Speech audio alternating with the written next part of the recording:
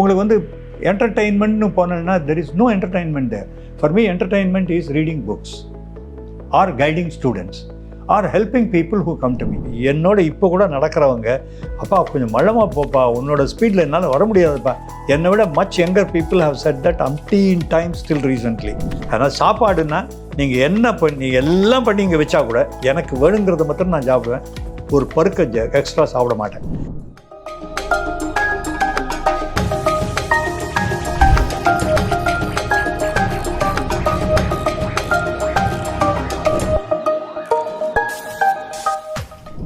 என் இனிய பூங்காற்று நேயர்களுக்கு மனமார்ந்த வணக்கம். என் பெயர் டாக்டர் கில்லம்பள்ளி ஸ்ரீனிவாச ராவ். நான் நவம்பர் மாதம் 18ஆம் தேதி 1942 சென்னையில் மயிலாப்பூர் கபாலீஸ்வரர் சன்னதி தெரு 3ஆம் நம்பர் இல்லத்தில் பிறந்தவன். என் தந்தை ராஜமகேந்திரவரத்திலிருந்து, ராஜமன்றி என்று சொல்லப்படும் ராஜமகேந்திரவரத்திலிருந்து இளமை வயதில் மேற்படிப்பு படிப்பதற்காக வந்தவர். எனக்கு 2 அண்ணாக்களும் 2 அக்காக்களும் இருந்தாங்க. ஸோ நான் 5வது குழந்தை எங்கள் அப்பாவுக்கு.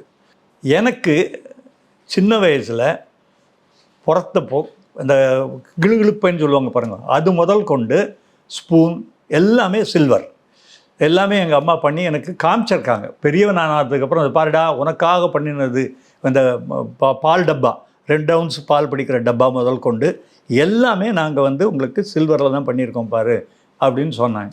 So literally I was born with a silver spoon in my mouth. அது லிட்ரலி ஆக்சுவலி ட்ரூ. நான் இளமையில் படித்த ஸ்கூல் வந்து பக்கத்தில் இருக்கணும் அப்படிங்கிறதுக்காக அந்த ஸ்கூலுக்கு பேர் வந்து எஸ்கேபிபி பாட்டசாலான்னு பேர். ஸ்ரீ கற்பக கபாலி பால பாலிகா வித்யாசாலான்னு பேர். அது இன்னமும் இருக்குது. இப்போ மாங்கொல்லையில் இருக்குது. மாங்கொல்லைன்ற மயிலாப்பூரில் மாங்கொல்லையில் இருக்குது. அது வந்து எங்கள் வீட்டுக்கு பக்கத்தில் இருந்தது. எங்கள் வீட்டிலேருந்து இந்த கோவில் கோபுரத்துலேருந்து பக்கத்தில் இருந்தது. ஒரு சின்ன சந்து ஒன்று இருந்தது. அந்த சந்தில் அந்த ஸ்கூல் இருந்தது. அந்த வித்யாசாலையில் ஹெட்மாஸ்டரை கூப்பிட்டு நீங்கள் இவங்களுக்கு அந்த 3 வருஷம் சொல்லிக் கொடுக்குறத இப்போவே சொல்லிக் கொடுத்துருங்க அப்படின்னு சொல்லி வீட்டில் டியூஷன் வச்சு 3rd கிளாஸை வந்து பாஸ் பண்ணிட்டாங்க அப்படின்னு சொல்லி 4வது கிளாஸில் அந்த ஸ்கூலில் சேர்த்துட்டாங்க. ஸோ நான் சேர்ந்ததே எல்கேஜி, இப்போ சொல்கிற ப்ரீகேஜி எல்கேஜி யூகேஜி ஒன்றுமே கிடையாது. 5 வயசில் சேர்ந்துருக்கேன். 5 வயசில் தான் நான் ஸ்கூலில் போயிருக்கேன். 5 வயசில் தான் என்னை ஸ்கூலில் 4ஆம் கிளாஸில் சேர்த்து விட்ருக்கார். அதனால் எனக்கு இப்போ நான் தமிழ் பேசுகிறது வந்து கொஞ்சம் அப்பப்போ இங்கிலீஷ் வார்த்தை யூஸ் பண்ணுறேன்னு சொன்னதுக்கு என்ன காரணம், நான் தமிழில் ஒன்றுமே படிக்கலை. ஏன்னா ஸ்கூலில் 4th ஃபார்ம் வரைக்கும் தமிழ் மீடியமில் படித்தேன். அந்த 4th ஃபார்ம் ஆனதுக்கப்புறம் இங்கிலீஷ் மீடியம் போனேன்.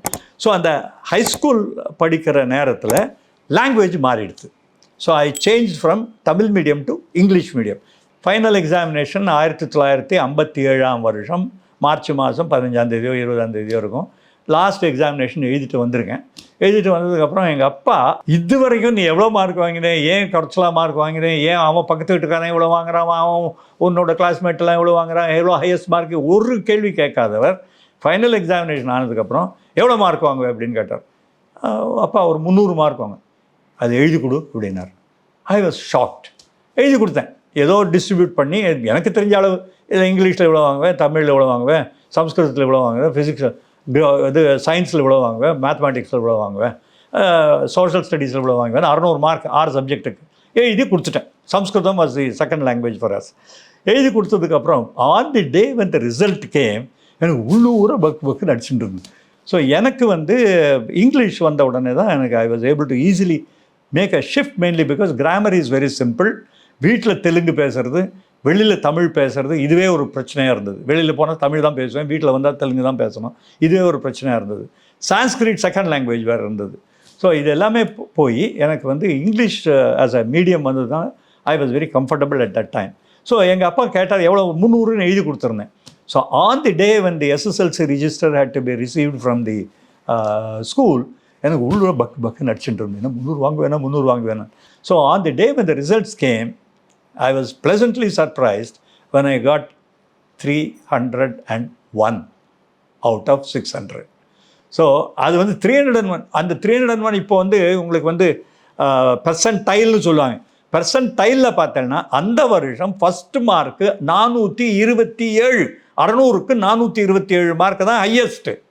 நான் அட்மிஷனுக்கு எங்கள் அப்பா வந்து ஒரு ஜூனியரை கூப்பிட்டுருந்தார். ஸோ எங்கள் அப்பா டிவி ராமநாதன் கிட்ட சொல்லி, நீ கொண்டு போய் உங்கள் அப்பாவுக்கு தான் இன்ஃப்ளூயன்ஸ் இருக்க விவேகானந்தா காலேஜில், அதனால் விவேகானந்தா காலேஜில் கொண்டு போய் அவனை சேர்த்து விட்ரும் அப்படின்னு சொல்லியிருந்தார். அவர் வந்தார். அவர் வந்த உடனே நேராக அப்போ வந்து சுந்தரமையர்னு, he was the mathematics professor, he was the principal of the college. அவர் பார்த்த உடனே என்னோடய மார்க் லிஸ்ட்டை பார்த்தார். எவ்வளோ மார்க் வாங்கியிருக்கான் அப்படின்னு பார்த்தார். இப்படி பார்த்தார். My English marks are 79 out of 100 and 81 was the state rank. So அந்த 79 பார்த்த உடனே சுந்தரமையர்ன்ற principal, I will give you admission only with pre university with advanced இங்கிலீஷ்னு சொல்லி அட்வான்ஸ் இங்கிலீஷில் சேர்த்து விட்டார். ஸோ ப்ரீ யூனிவர்சிட்டியில் அட்வான்ஸ் இங்கிலீஷ் எடுத்துகிட்டு முடித்த உடனே ஃபிசிக்ஸில் ஒரு பெரிய இன்ட்ரெஸ்ட் வந்தது. அதுவும் இல்லாமல் விவேகானந்தா காலேஜில் நாராயணமூர்த்தி நான் ப்ரீ யூனிவர்சிட்டி படிக்கிறதையே ஃபிசிக்ஸ் லேபில் பண்ணுற எக்ஸ்பெரிமெண்டெல்லாம் நன்னா பண்ணிகிட்டு இருந்தேன். என்னுடைய ரெக்கார்ட் நோட் புக்கெல்லாம் பார்த்து நன்னா எழுதிட்டுருக்கேன், நன்னா இருக்கேன், வெரி குட்லாம் போட்டிருந்தாங்க. So that encourage me when I finish my pre university முடிக்கிறச்சே நான் ஃபிசிக்ஸ் தான் பண்ண போகிறேன்னு சொல்லியிருந்தேன். ஏன்னா ஃபிசிக்ஸ் ப்ரொஃபஸர் வாஸ் நாராயணமூர்த்தின்னு ஒரு ப்ரொஃபஸர் இருந்தார். He was the author of books publish by Viswanathan printers and பப்ளிஷர்ஸ்ன்றவங்க பிஎஸ்சி புக்ஸ் எல்லாம் எழுதிட்டு இருந்தார். அவர் கிளாஸுக்கு வரத்தையே என்டர் பண்ணுறதையே ஒரு வெள்ளை ஜிப்பாவும் பஞ்சக்கச்சங்க போட்டுட்டு மேலே ஒரு துணியை போட்டுட்டு கையில் ஒரு துடைக்கிறதுக்கு ஒரு blue cloth what you call duster வச்சுட்டு ஒரு கையில் வச்சுட்டு ஒரு கையில் சாக்கு வச்சுட்டு தான் வருவார். ஒன்றும் கொண்டு வர மாட்டார். கிளாஸ் மேலேருந்து கடைசி வரைக்கும் எல்லாம் அப்படியே ஃபிசிக்ஸ் எல்லாம் சொல்லி கொடுத்துருவார். He was such a good teacher that I love mathematics. That was one reason why I wanted to continue only with physics for the rest of my life time. அவர் ஒரு நல்ல டீச்சர் இருந்தார். He was head of the department. Lakshmi Narayanan ஒருத்தர் இருந்தார். அவர் ஒரு நல்ல teacher. Nagaratnam இருந்தார், very good teacher. So Vivekananda college முடித்த உடனே எனக்கு எம்எஸ்சி சீட்டு கிடைக்கல. So that was the time when I was very unhappy. But then Narayanamurthy அவர்கிட்ட போய் நான் எனக்கு வந்து கிடைக்கல சார் அப்படின்னு சொன்னேன். பிஎஸ்சி படிக்கிறச்சே வந்து உனக்கு வேலை கொடுக்கலாம் அப்படின்னு சொல்லி என்னை டெமான்ஸ்ட்ரேட்டர் வேலை கொடுத்துருந்தார். டெமான்ஸ்ட்ரேட்டர் சம்பளம் முதல் சம்பளம் நான் வாங்கினது 126 ரூபா. அது 1961 ஆகஸ்ட் மாதம் first salary I got as a demonstrator in physics. அந்த 1 இயரில் திருஞான சம்பந்தம்னு ஒருத்தர் வந்தார். அவர் he came as an external examiner. அவர் என்னெல்லாம் பார்த்தோன்னே எங்கள் ப்ரொஃபஸர்லாம் சொன்னாங்க, சார் நீங்கள் பிஹெச்டி டெக்கில் ஆரம்பிக்க போகிறீங்க இல்லையா, எம்எஸ்சி ஆரம்பிக்க போகிறீங்க இல்லையா, அப்போ இது பாருங்கள், இந்த பையன் இன்னொருத்தன் டிபி ஸ்ரீனிவாசன் என்னோட ரொம்ப க்ளோஸ் ஃப்ரெண்ட் ஒருத்தன்றான். இவன் நாங்கள் 2 பேரும் டெமான்ஸ்ட்ரேட்டர் ஆகணும். இவங்க 2 பேருக்கும் நீங்கள் அங்கே இது அட்மிஷன் கொடுக்கணும், எம்எஸ்சிக்கு அட்மிஷன் கொடுக்கணும் அப்படின்னு சொன்னார்.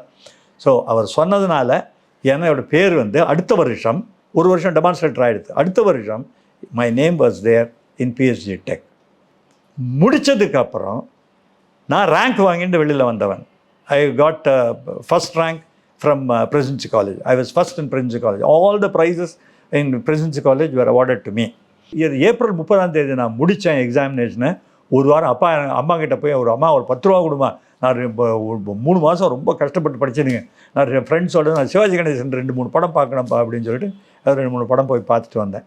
பார்த்துட்டு வந்ததுக்கப்புறம் ஒரு வாரம் கழித்து my professor recommended me to Professor Alladi Ramakrishnan, who was the director of the Institute of Mathematical Sciences. அப்போ தான் ஆரம்பிச்சிருந்தாங்க. 1962 ஜனவரியில் ஜவஹர்லால் நேரு வந்து இனாகுரேட் பண்ணி institute of mathematical sciences was started. So இந்த எக்ஸாமினேஷன் முடித்த உடனே ஒரு வாரம் கழித்து நான் ப்ரொஃபஸர் அல்லாடி ராமகிருஷ்ணன் கிட்ட போய் கேட்டேன். அவர் கேட்ட 4-5 கேள்வி கேட்டார். நீ யாருன்னு கேட்டார். ஐ எம் வல்லபேஸ்வராவ் சொன்ன.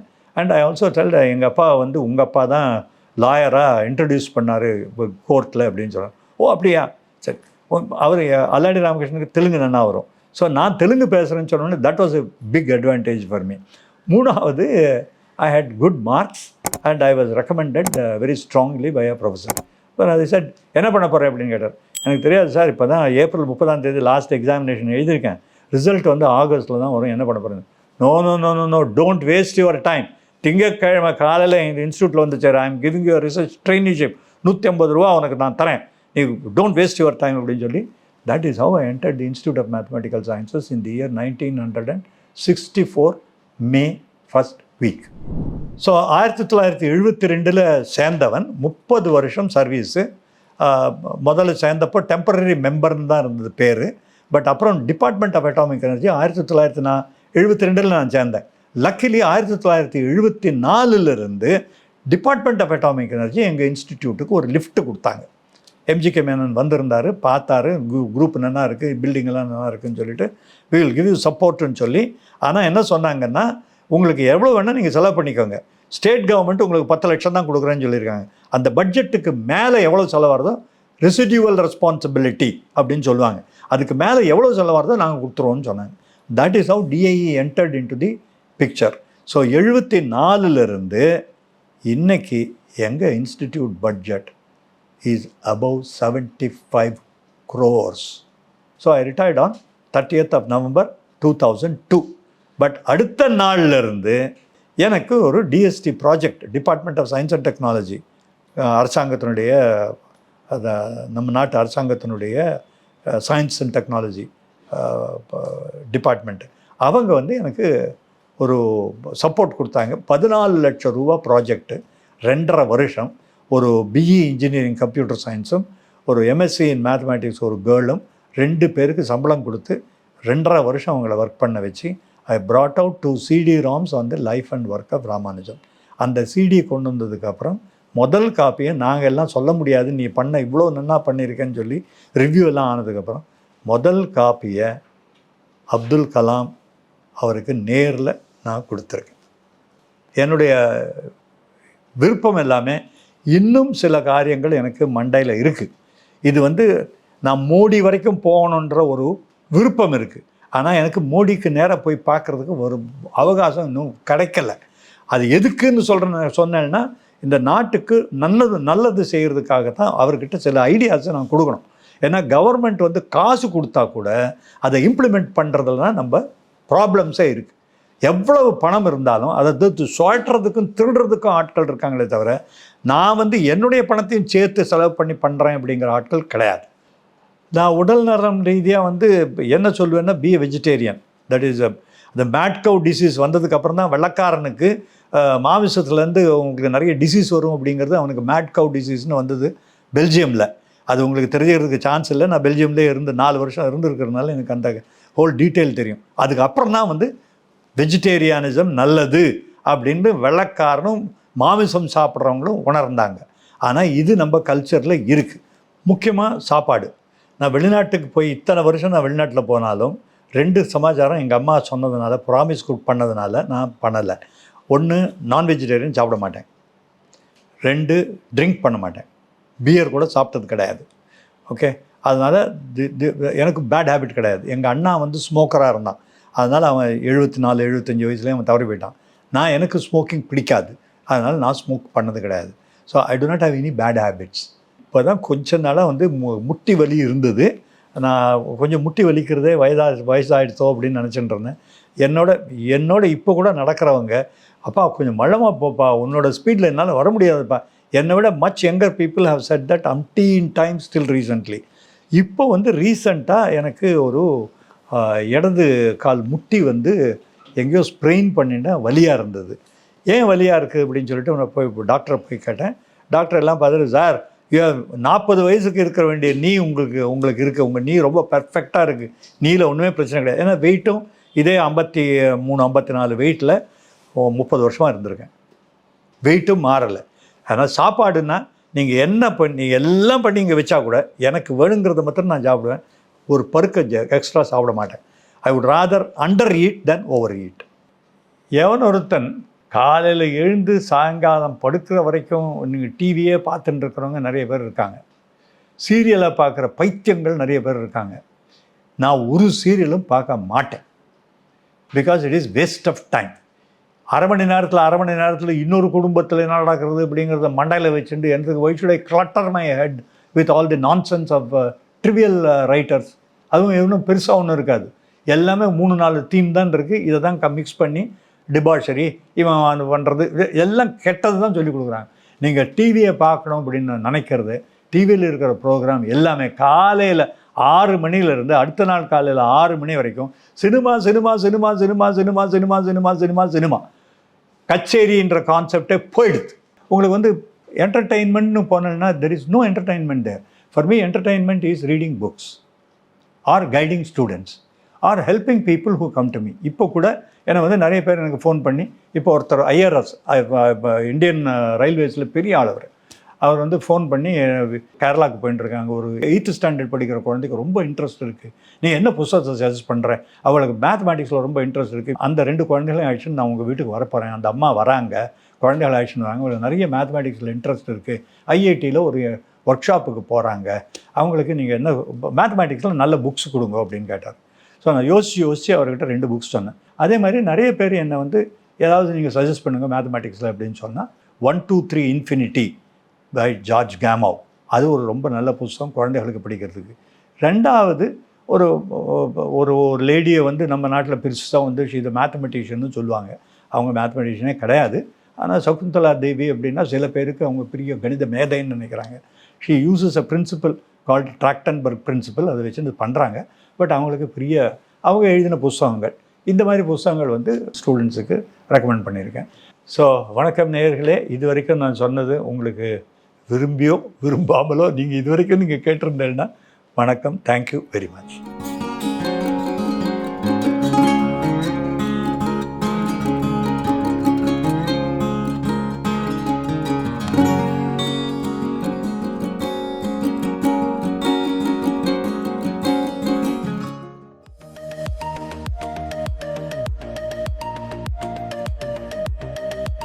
பூங்காற்று, இது நாளைய நல்வாழ்விற்கான வழிகாட்டி.